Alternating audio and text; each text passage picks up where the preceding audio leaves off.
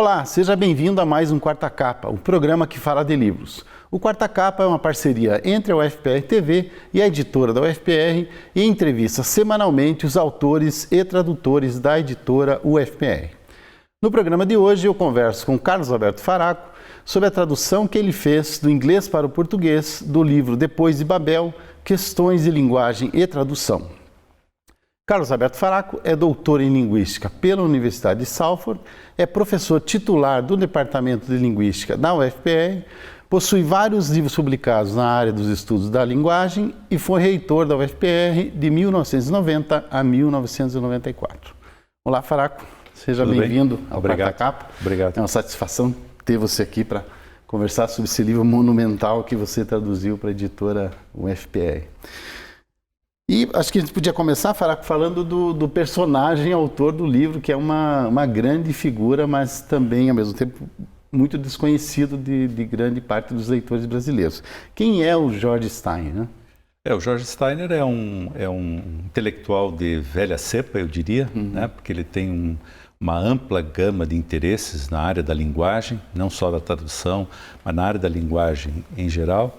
Ele nasceu na França, mas atuou basicamente em universidades americanas e inglesas, né? A grande base dele, na verdade, foi a Inglaterra. Mas ele se cria na Inglaterra ou não? Se cria na França? Ele nasce e se cria na França e depois ele tinha a mãe ou o pai eram de origem inglesa, então ele vai para a Inglaterra, onde ele se forma e trabalha durante praticamente toda a vida vinculado às universidades inglesas, né?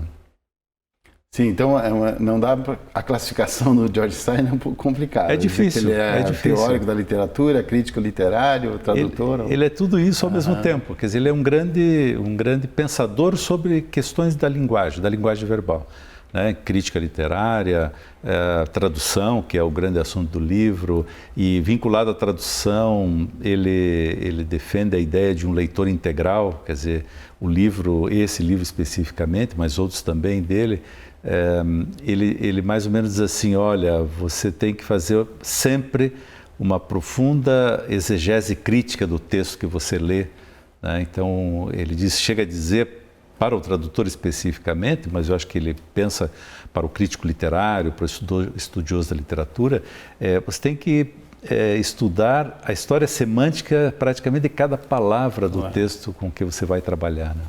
Quer dizer, mesmo o foco dele não sendo a tradução específica, quer dizer, ele foi levado à tradução em função dessa erudição enorme que ele tem e também, depois até a gente pode comentar, sobre a formação linguística que ele tem, que é bastante curiosa, né?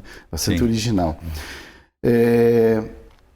Agora, o livro é bem conhecido, né? No mundo, é uma referência na área da tradução, né? Sim, ele é uma grande referência na Talvez área a maior referência hoje.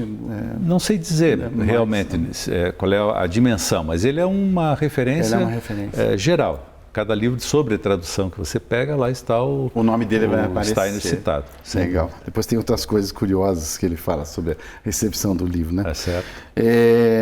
Uma coisa que eu sempre pergunto, porque é legal a gente saber como que nascem os livros, né? E como nascem também as traduções, né? Como é que nasceu a ideia dessa tradução?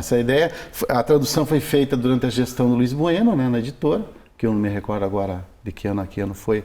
Sei que o Luiz Bueno ficou tanto quanto eu, 6 anos mais ou menos. Foi do Luiz Bueno, foi tua, foi de bate-papo de corredor, cafezinho no departamento? Na verdade foi cafezinho de departamento, mas o Luiz Bueno o professor Luiz Bueno, quando estava na direção da editora, ele tinha a ideia de adensar o catálogo da editora com obras importantes internacionalmente, né? Então, com isso ele começou a pensar num projeto de tradução de algumas obras de referência. E um dia ele me encontrou no cafezinho do departamento e me disse, olha, eu estou pensando em traduzir o Depois de Babel do Steiner, e você não quer ser o tradutor, né? Porque afinal é um livro que que circula em temas de linguística, em temas de filosofia da linguagem, teus assuntos. E eu achei que valia a pena a empreitada. Você dava conta da empreitada achei que valia a pena. Quer dizer, eu peguei o livro primeiro e fiz uma leitura. Você não conhecia o livro quando? Não, eu não tinha trabalhado com o livro ainda. Ele me passou naquele momento. Aí eu fiz uma leitura, me apaixonei pelo texto. Obviamente. E comecei, disse para ele, não, vou traduzir. Comecei a suar sangue, né, no trabalho. Porque a tradução do Steiner, ele é um escritor, né, uma pessoa, um intelectual de alta erudição, né, e ele esmiuça as questões aí no texto dele de uma maneira profunda mesmo. Então, e trabalha com textos, principalmente textos poéticos, né, mas também trechos dramáticos de romance, em diferentes línguas, né? Então isso também foi um desafio grande, né? Antes da gente entrar na tradução, no teu trabalho mesmo de tradução propriamente dito, acho que vale aqui o registro, né? Essa memória é legal porque muita gente não sabe, mas a editora passou muitos anos sem ter nenhuma tradução, né? E o trabalho de tradução ele acaba se iniciando com o Luiz Bueno, né? Certo. Então realmente a editora da UFPR tem um débito grande com o Luiz Bueno, porque essa não foi a única tradução que ele fez. Ele deu start para que a editora passasse a traduzir. E que start, né? Porque você traduziu esse e o Caetano Galino traduziu o Diário do Bigo também. Exato. Foi mais ou menos a mesma época. Mesma época. Aliás, até o projeto editorial é muito parecido, a da capa, da apresentação dos livros. São dois livros referências para a editora. E a tradução em si, Fará, como é que foi? Assim, você falou um pouco aí lidar com... Você tem uma formação grande na área da linguagem, mas já escreveu e pensou e leu sobre quase tudo, mas como o Steiner lida com uma erudição literária também, né? Que obviamente você também tem, mas ele vai... Não tão ampla. Como é que foi o trabalho de tradução, assim, tempo, que dificuldades, fora essa questão da erudição do Steiner, o que foi pegando, assim, de difícil para o trabalho? Eu trabalhei um ano inteiro, batido. Um ano inteiro? Um ano inteiro. Primeiro foi pouco até, né? Pelo tamanho mas pelo tamanho do livro e pela densidade do livro, mas o Luiz Bueno tinha um contrato, né? E que tinha que publicar a tradução em um ano. Eu renovei esse contrato uma vez como editor e a editora renova de novo. Certo. Então, veja, eu tinha essa pressão do tempo. Tinha 1000 problemas na vida profissional, né? Trabalhando, levando as questões todas e, ao mesmo tempo, trabalhando firme com um texto que exige bastante, né? E então foi uma experiência muito, muito forte, eu acho, para começar assim a traduzir. Eu havia já traduzido... Era isso que eu ia te perguntar, você não tinha feito nenhuma tradução oficial até então? Não, assim. não. Eu tinha traduzido artigos, né, ensaios, mas para uso no ensino ou para circulação de pequeno porte. Esse foi o primeiro livro mesmo pensando no público em geral, que vai ser numa edição publicado. Então foi um desafio grande, né, isso que eu tinha dito antes. O fato dele ter textos em várias línguas, né? Portanto, o livro é em inglês, basicamente. Ele faz referência a vários autores de língua inglesa, mas ele traz textos em alemão, em grego, em latim, em italiano. Então, isso não foi... Você precisou de algumas ajudas, assim, em relação a uma outra língua? O inglês, tudo bem, é tranquilo para você, mas... no caso do... Bom, o italiano o alemão também se não dá tinha problema. Cacetadas lá. O alemão eu tenho, assim, um alemão básico, mas eu fiz as traduções e daí pedi para colegas darem uma revisada, né? Para ver se estava tudo ok. E outra coisa complexa, que foi uma decisão que o tradutor tem que fazer em algum momento, era o que fazer com os textos que estavam citados, os textos poéticos, dramáticos, dentro do texto. Porque a argumentação dele circula em torno dos textos que ele traz, né? Aí eu acabei decidindo o seguinte: deixava o texto no livro, dentro do livro, na língua original, né? Texto em inglês no inglês, italiano no italiano, enfim, francês no francês, e colocava no pé de página uma tradução literal. Né? Não fiz ali, naquele caso, não fiz uma tradução poética, vamos dizer assim, dos textos poéticos, fiz uma tradução literal.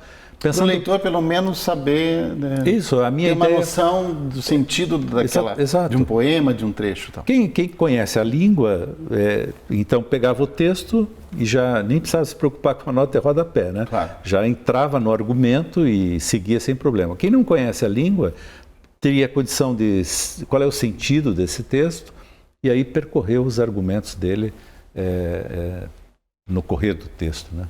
Se você fosse burilar demasiadamente cada citação literária em várias línguas, aí a tradução ia levar 5 anos, o Luiz Bueno ia perder o contrato. É verdade.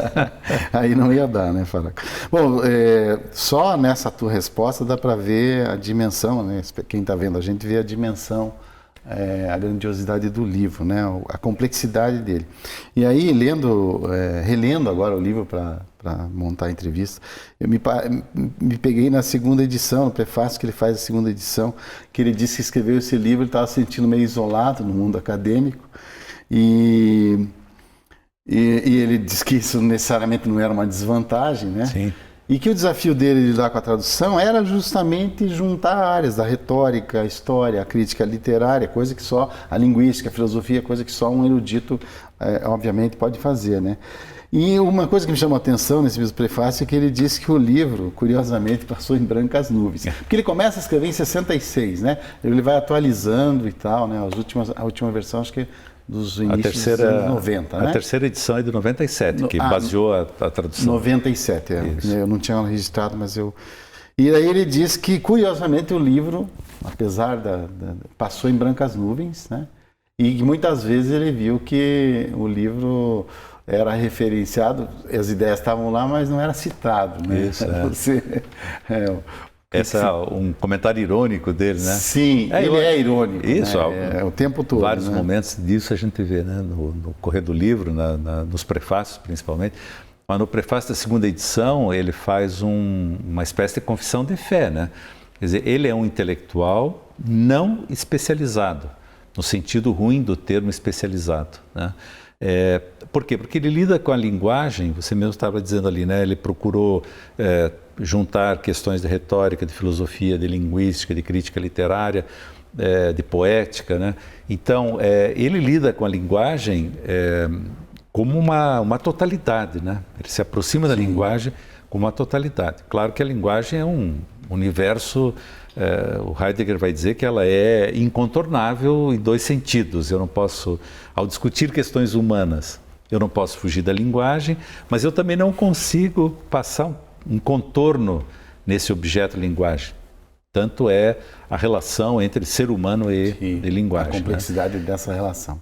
É uma coisa realmente assombrosa. Então, o que o Steiner faz é não fazer percursos especializados. Ele não é um linguista, né? Ele não é um crítico literário, não é um retórico. Ele olha a linguagem, né? Procura na sua sentido bem global, né? Nesse sentido, ele se choca com o ambiente universitário, né?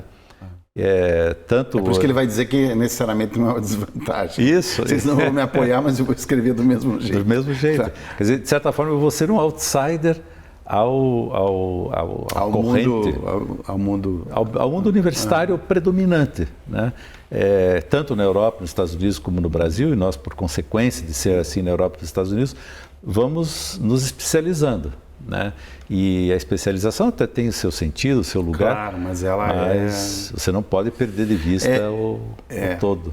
Principalmente na nossa área, na área da linguagem, na área das questões humanas. Ele mostra bem como é importante desconfiar da especialidade. Isso. E mostra por tudo que coloca no livro, pelos argumentos e pelo que extrai das amplas áreas de conhecimento. Realmente o livro e nesse aspecto, veja, ele faz, durante o livro, ele faz um contraponto a todo o pensamento universalista, de caráter universalista.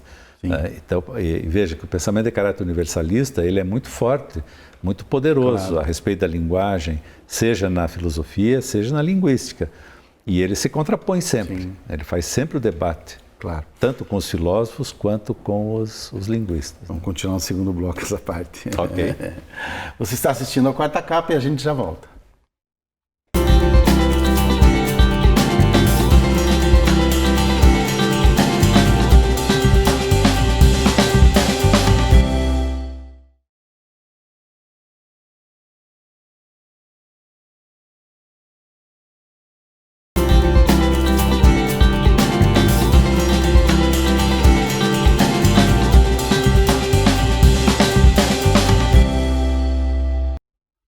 No Quarta Capa de hoje, eu converso com Carlos Alberto Faraco sobre a tradução que ele fez do inglês para o português do livro de George Steiner, Depois de Babel, Questões de Linguagem e Tradução.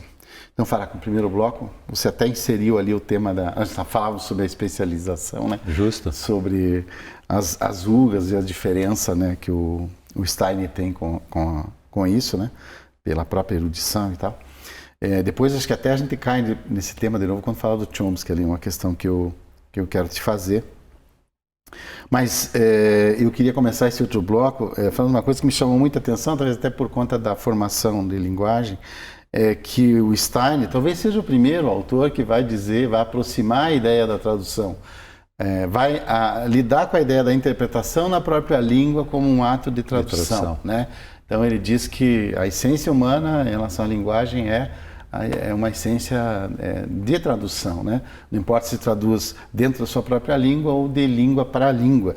E eu até selecionei umas falas dele que eu achei muito interessantes, aí depois você pode comentar, acho que isso aqui é mais para provocar quem nos vê, né? Ele diz assim, que um texto da nossa própria língua, escrito no passado, requer um complexo ato de interpretação, né? Daí ele diz também que, embora isso exista na mesma língua, raramente recebe o devido destaque. Certo. Não se pensa muito, né? E aí ele fala sobre a fala humana. Ele, obviamente, falamos para comunicar, mas também para ocultar, para deixar não dito. Né? A habilidade dos seres humanos para informar mal vai da mentira absoluta ao silêncio. Né? Entre línguas ou no interior de uma língua, a comunicação humana é igual à tradução. Um estudo da tradução é um estudo da linguagem. Né? E daí ele diz, ele fala muito da questão do significado, né? Na língua humana, e que essa é a pedra no sapato dos estudos da linguagem. Diz, a língua é um excedente de significado. Estudar o estatuto do significado é estudar a essência e os limites da tradução. E outra que ele diz, que eu achei muito legal, o significado é uma função de antecedentes históricos, sociais e resposta compartilhada. Perfeito. Isso são páginas de capítulos avulsos, né? Assim, sim. Não, mas ele se estende nesse... Você que traduziu o livro, assim, como é que você lidou com isso? Foi uma novidade para você, como linguista, essa afirmativa dele, essa constatação? Isso já esse é um tema que percorre, né, algumas discussões principalmente na filosofia sobre a linguagem, muito mais do que na linguística, né? Porque a linguística ela nasce muito em torno do fonológico, do sintático, do morfológico, muito do estrutural, né? Muito do estrutural, e ela muitas vezes a ilusão do estrutural domina o pensamento linguístico, né? E a questão do significado vai ficando meio como um problema, né? E o Steiner traz esse aspecto. Se nós pensarmos que ele está, na verdade, refletindo sobre a língua numa perspectiva de uma concepção da língua não como um código, né? Porque se ela é um código, é fácil de passar um código, um texto nesse código. Ela é comportada, né? Não tem nenhum problema, né? As aproximações entre os códigos não é problemático. Mas a língua, ele vai dizer, não é um código, né? Porque ela justamente está permeando toda a experiência social, cultural, histórica das sociedades que falam essa língua. E mais do que isso, cada interlocutor tem embora esteja imerso na sociedade, na cultura, etc., e, portanto, se aproxima do outro, ele também tem uma experiência única de vida né? Cada sujeito é cada sujeito é um sujeito, né? Então ele leva isso às últimas consequências para dizer, nesse sentido, todo ato de comunicação é um ato de tradução. Eu tenho que necessariamente aproximar, mesmo aqui nós dois somos interlocutores, temos muitos elementos da nossa história são iguais, mas tem muita coisa que nos diferencia. Então, de repente, eu faço uma pressuposição de um contexto sociocultural, de uma informação sociocultural, eu pressuponho e você não capta, né? E portanto... E aí é um desencontro, né? Aí há um desencontro e, eventualmente, semântico. Você fica desafiado a me decifrar, a me interpretar. Inclusive me interrompendo e perguntando, pedindo informação. Quer dizer, essa história de que tem muito não dito na língua humana é muito interessante. Né? Porque muitas vezes as pessoas acreditavam e muitas vezes acreditam ainda, eu vejo isso no... A língua é precisa. Eu vejo no discurso pedagógico, né? Sim. Uma vez dito, uma vez entendido, uma vez aprendido. Nada disso funciona. Né? Essa é a grande miséria da educação linguística. Né? Porque a língua não é isso. Claro. Né? E eu acho que o Steiner vai explorar exatamente essa questão. Ele chega a questionar a possibilidade de uma ciência da linguagem. Né? Porque ele diz, primeiro, a criação poética ela é totalmente imprevisível. Ora, se ela é imprevisível, ela está fora de uma apreensão científica. E, por outro lado, a linguagem verbal, ela é desalinhada, ele diz, né?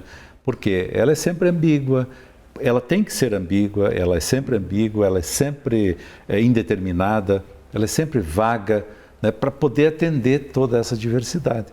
E é por isso que ele vai desacreditar da linguística, né? Ele diz que a linguística tem muita dificuldade de lidar, que você só consegue falar da língua abstratamente, né?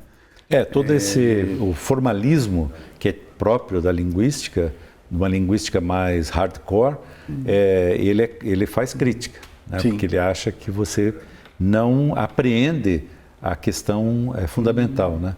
Que é ela a questão... não consegue lidar com a interação humana, isso, né? Com a interação, com o mistério do significado, que ele vai dizer. Ele fala genericamente sobre a linguística, né? Não fica especificando correntes, mas uma hora ou outra ele cita uma. Mas uma corrente que ele dá boas cutucadas é na perspectiva chomskiana, né? Ele tem um momento que ele fala da hegemonia de algumas línguas e quanto ele vê isso com uma certa apreensão. E você falava do universalismo, né? No final do primeiro bloco, e ele vai questionar daí essa ideia de universal, né? De gramática universal como uma fonte explicativa para questões de tradução, outras questões da linguagem, né? Ele até cita tem uma outra citação que ele fala, que ele constrói, que eu achei muito legal, que ele diz: para saber mais sobre a linguagem e a tradução, devemos passar das estruturas profundas, né, da gramática gerativa para as estruturas profundas do poeta, né? Certo. Ele até fala que ele agradece, né, ao Chomsky, críticas que o Chomsky fez no primeiro prefácio, né?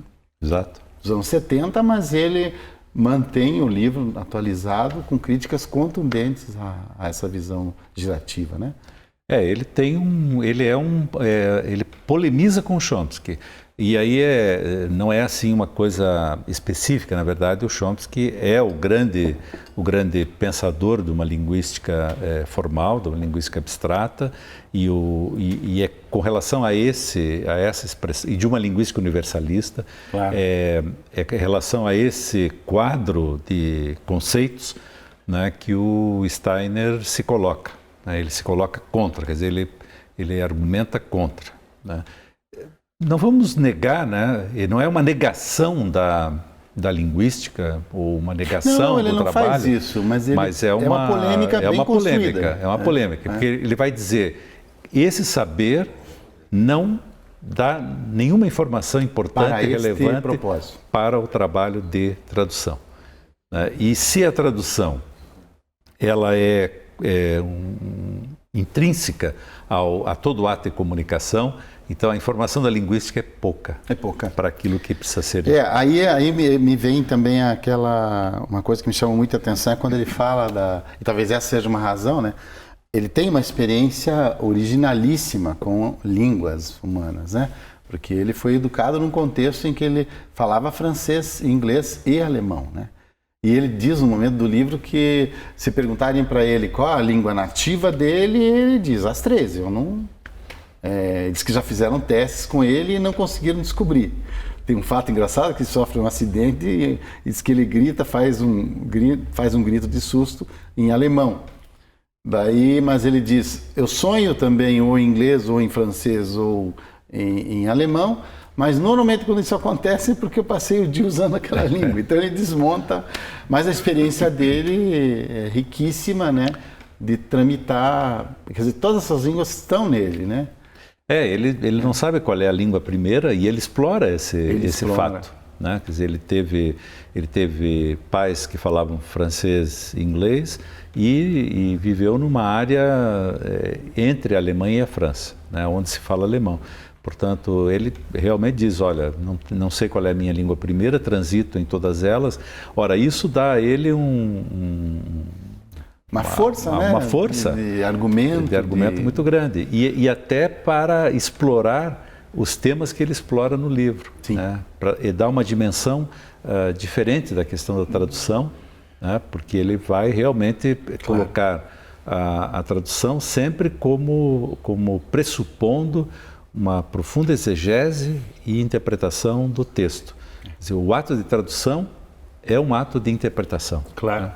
Considerar que a relação de um aprendizado de língua tem muito a ver com a língua oral, que é de onde os escritores ouvem muita coisa, né, para a criação. Faz todo sentido do mundo, né? Depois, Faraco, você, o interlocutor desse livro, imagino que seja um interlocutor ligado não só à tradução, mas ao interesse pela linguagem, né? E até pelo viés teórico que ele assume, né? Sim.